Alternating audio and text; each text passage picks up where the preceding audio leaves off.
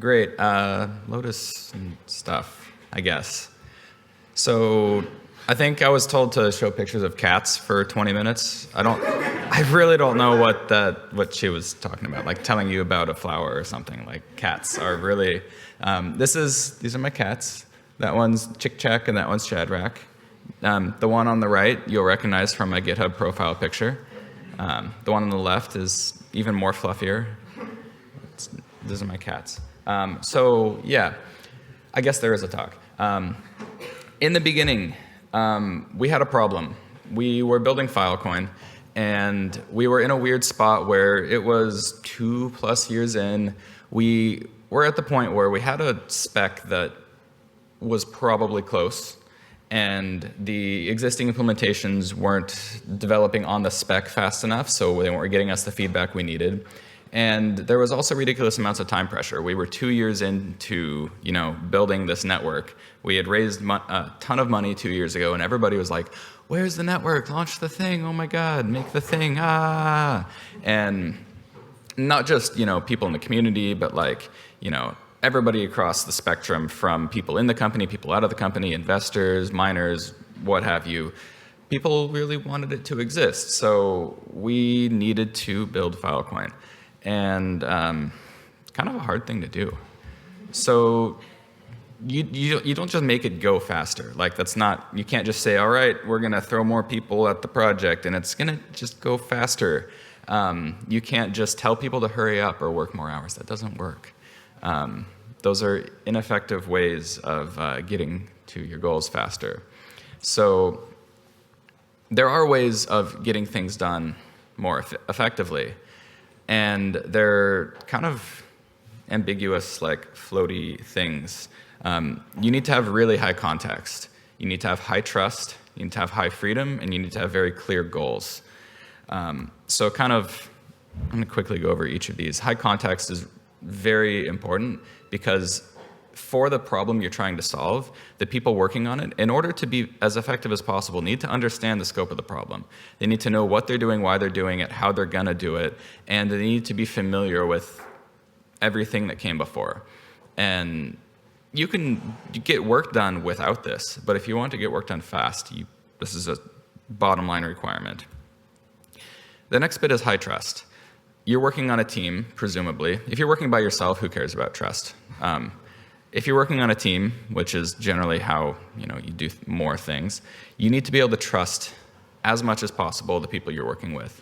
And this is not easy to do, especially if you're working remotely, especially if you have a bunch of random people on your team, you've hired recently, you've got new stuff going on. Trust is very, very hard to come by, and it's kind of a rare asset that a lot of people don't think about when building a development team. Secondarily to trust, familiarity and knowing how people are going to react under different situations and circumstances is also extremely valuable to building a team environment that allows you to go very fast. Cats are the next thing that you need. You need a way to de-stress from your busy day, so you need cats that might not claw you. The next one is high freedom. Now, this one's really interesting. As you are moving fast, you're building things at a rapid pace, you run into things that don't make sense. Now, if you aren't in charge of the project, you won't be able to make the judgment calls you need to make in order to unblock yourself in the moment and keep moving. If you don't have high freedom, you will have to wait for, you have to write up a doc about the problem and get it discussed by other people and yada, yada, yada, which in some circumstances is the absolute right thing to do, but it is not fast, right? If you want things to go fast, you need to have the freedom to make the calls that you need to make at the time you need to make them. And finally, clear goals. There's obviously other things. This is just the last one I'm going to talk about because I made my slides this morning. Clear goals. You need to know what exactly you're doing. What are the acceptance criteria? What is okay? If I ship a particular thing, which of these things are people going to be happy with? And this is honestly the hardest of the four here, is to have clear goals. You can think you know what you're building. We're building Filecoin. Okay, what the fuck is Filecoin? Really, though, what is Filecoin? Every document you read about what Filecoin is will disagree. From the white paper all the way to the spec to our documents about the future, they're all different things. So having a clear goal about what you're shipping is critical and impossible.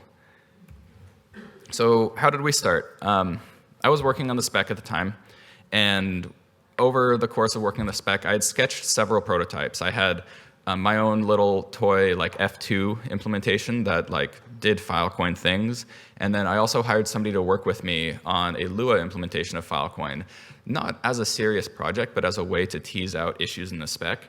But as we were doing this, we kind of like figured, okay, it's actually pretty reasonable to get to the point of this is a thing that does Filecoin-ish things. It's like from 0 to a Filecoin is not actually all that hard if you have the context of knowing like this is what we're building. So we kind of got it in our minds that like we can just do this from scratch and just start over. But you're not starting over. You have the spec. You're really just like translating the language of a thing, right? So next up is you acquire a team. You have to assemble a group of people, and you have to also take in mind those four things from earlier. You need high trust, and high context. And I was thinking through, okay, well, who do I get to come and do this that I trust and who also knows what we're building? And Kuba and Magic came to mind as people who I'd worked with very closely on the IPFS project before Filecoin. And they're also brilliant. You all should know Kuba and Magic. They're like genius. They're wonderful. And you can get to know them today. Yeah. So we co-opted them. We made a bunch of people very upset by taking them from the things they were supposed to be doing and putting them on other things. But we acquired the team. And then we formed a plan of attack. We figured out exactly what we were going to do, how we were going to do it, and we split up work. We decided on how much we were going to meet in person versus not. And we were trying to be very clear about what we were going to get done each week. And we had a lot of communication back and forth. I think the amount of Slack messages we would send was just obscene. We also worked quite a bit. The development philosophy that we kind of iterated on but mostly agreed on is you do the simplest possible thing to get the job done. You have a thing that needs to be done, don't make it complicated. Try to write the littlest code, the simplest code, the most maintainable code, the most debuggable code. Fuck it, ship it, test, and prod. Now this is a controversial one, but the key here is as you think about like, oh no, what if this, what if this, what if that, throw it out there and see what happens. The system should be able to handle things breaking. So in the testnet scenario, you should be able to build your code such that if you try a new piece, obviously you're not deploying it to everybody, but if you try a new thing, you deploy it to the testnet on your node and it breaks, great, cool, that's prod, you just broke it, you learned something, move faster. If you try to catch every possible little thing before like getting out there, getting up on stage, you're wasting time. Like, there's a real world out there that can break your shit faster than you will. So let it. Next thing is unit tests are for preventing changes. This is both a pro and a con. If you write unit tests on things that will need to change, you're going to waste time changing them, or you're going to delete those unit tests, which is you wasted time writing them. So be careful of what you throw unit tests on. However, integration tests are completely different. Integration tests, you know what the top-level behavior is going to be, so write a test that runs that, and whatever changes inside, who cares? You're just testing that, Lotus runs and makes a blockchain. That's a great test that you should write tons of. Next up, debuggability. Like, make things that are easy when they break for you to figure out, why they broke. Developer tooling is also extremely important. This is one of the key things you'll notice about Lotus if you dive into the code base. There are little tools everywhere for everything. And those aren't necessarily for, users as much as they are for us to make the network work and run really well. And that saves so much time. I can't tell you how much time we have, put down just because, oh, look, Lotus Shed has this tool for us to fix stuff, and it just works. And there's all sorts of other stuff, but that's kind of the high level. And then the secret sauce is that I was in America, those two were in Poland. We worked overlapping each other on both ends of the day. We never stopped writing code. So I would wake up, we'd have a few hours of overlap. Whatever one of them was working on that needed to keep going, I would take on during my day. When I went to sleep, they would wake up, we'd hand off the same way, and things just kept rolling. It's a lot of work. It's a hard way of doing things, but we were under the gun.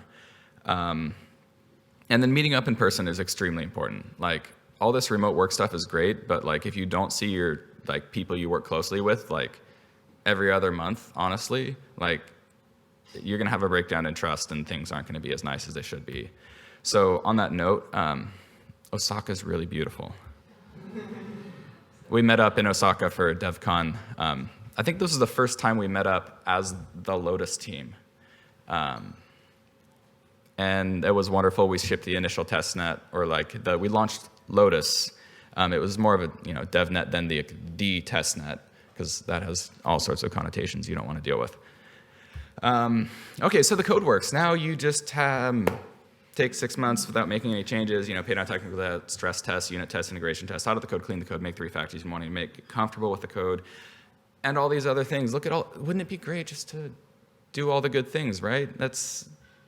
Everything else that comes after launch is going to suck, right? So you should take the time to get it right. No, that's not going to happen. You'll never get that. Don't count on it. Whatever you don't do now won't happen. So, pet a cat. Google also says this is a cat. I searched Google Photos for cats to get pictures of my cats, and that's a cat. So yeah, in the real world, requirements are changing rapidly. We have a research team that's actively figuring out new things. They're pushing new requirements down on us. We have learnings from the community. We have different things. All sorts of stuff is changing. And there's this testnet thing that just keeps breaking for, I don't know why, we'll figure that out. And also the world might just decide to end. There's some pandemic thing that might happen, and then everything just goes to shit real quick, and that also sucks. So everything's gonna get in the way of you doing the thing you want to do. Your plan is worthless. So dealing with changes is really the key at this point. It's make sure that everybody understands if you really, really, really want this change, it's gonna cost this much. And avoid making changes if you can. And if you have to make changes, make sure that the people are aware, what that's going to do to the timeline. And I realize that point 1 and point 3 are basically the same thing, but it's really important to communicate to people what the change they're asking for will cost, and making sure that that is clear, and not just saying, oh yeah, we'll do that. Because you could just say, oh yeah, we'll do that, but then that's not honest. So yeah, testnets. This is one of the most painful things, but also the most important thing. The testnet will go down.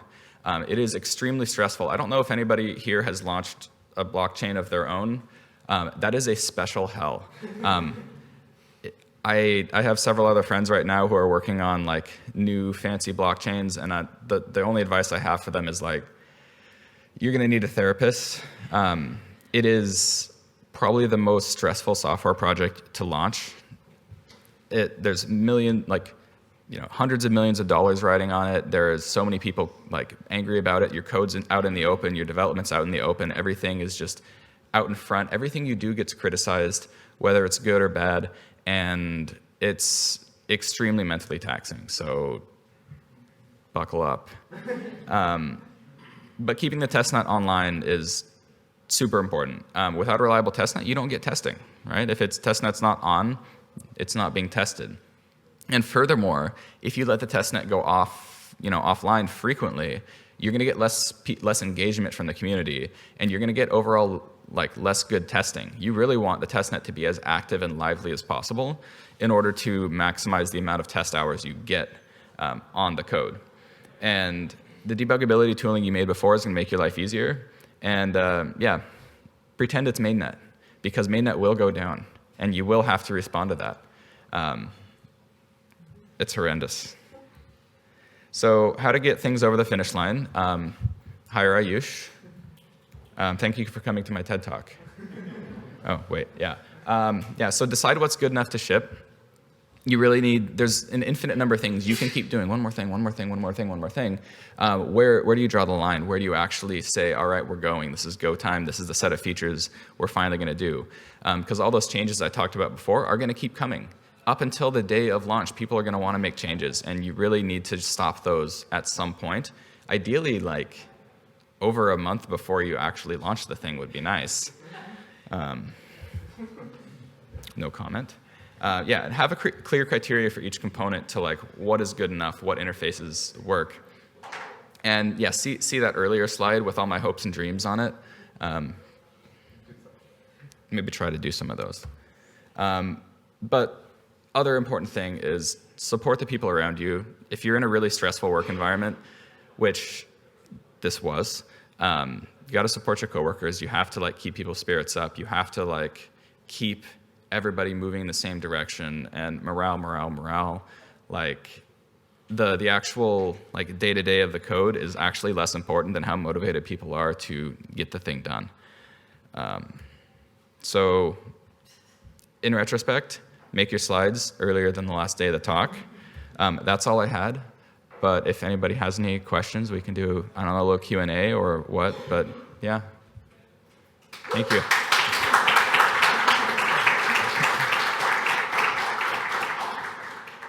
So any project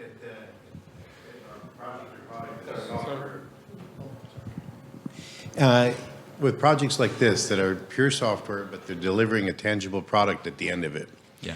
The hardest part for any team that I've been a part of or led is coming up with a definition of done. And you hit on a point there that the unit tests are there to prevent changes or detect changes and whatnot. Yeah. So in this context, you were lucky that you were part of a four-person elite squad on a mission.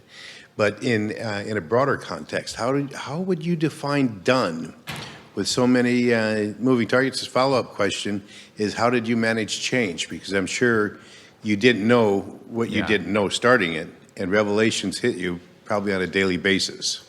Yeah, so for the like final several months of the project, my only job was change management. I wasn't writing much code anymore. I wasn't doing anything but basically trying to say no to as many people as possible. And yeah, I would wake up, say no to a bunch of people, hopefully, and then go to sleep. And that was it. The yeses were the hard part. And if there were, basically every time there was something that came close to being a yes, that was like a long conversation. We had to figure out exactly, like, is this actually critical? And like, literally my entire job was figuring out what's in and what's out. And then if something was in, I had to work very closely with the development team to understand the changes, update everything, and like get that integrated without breaking things, which is hopeful speaking. But yeah, like really change management at that stage of the game is more than a full-time job. I don't know if I have any other like heuristics than that. I was just curious to hear your response. What was the hardest no? What was the thing that came like the hardest no you had to make? Like the thing that was most important, very excited to get in there, but you were like, we just can't do this, even though it's a great idea. Oh man, what? What I was going to say is we actually launched the network without actor upgradability. Oh yeah. Yeah, FYI. And that came as an upgrade after the fact, or launched the network with a different Filecoin minting strategy. Oh yeah. There's a lot of really hard no's. I think the harder ones honestly came earlier on. Like there were things that I was really personally excited about, like repair mining, where you could actually make a deal that would be replicated on chain instead of just doing a one-off thing with a miner. The complexities of that were enough that I was finally convinced that we couldn't do that in time. But like that was one of the big ones that I still wish we had today. Like you have to rely on external services to manage the replication, and that's a hard one. I think the other harder no's, I don't know. Honestly, a lot of this time period was a blur. So I don't know. Ayush Magic, do you remember any hard ones? You were doing it all. There was pretty related conversations. Which bug is Yeah. you need to fix before or after? Oh yeah, there's the number of potential, like, you have to fix this. I'm like, we're not gonna hit that problem for another 6 months. Let's go. 6 months later, we hit the problems. Who'd have thought? Yeah. Good question. Yeah, Wait, more? I just wanted to ask, you mentioned developing context and that being really important for working well with the team. Do you have any advice on how to build context specifically on Lotus itself? Specifically building more context for people working on Lotus? Exactly, yeah. Or Yeah, anyone in the community, who's just engaged Yeah. in using Lotus. I mean, a lot of it is like diving into the code base and related code bases. So like in our case, a lot of the people, so like Magic and Kuba had the benefit of working deeply on IPFS and libp2p and all the related projects beforehand. So they just had that context. In Ayush's case, we brought him on, and his first job was actually to be the support technician. So people would ask questions in Slack, and his job was to go find the answers. And that's actually a really good job to build context, because every time somebody asked a question, he would just have to go dive into the code base, read code, and figure out the answer to that question, which led to him rapidly building context and eventually, like, I think within a couple weeks, just start writing code and like contributing to the project.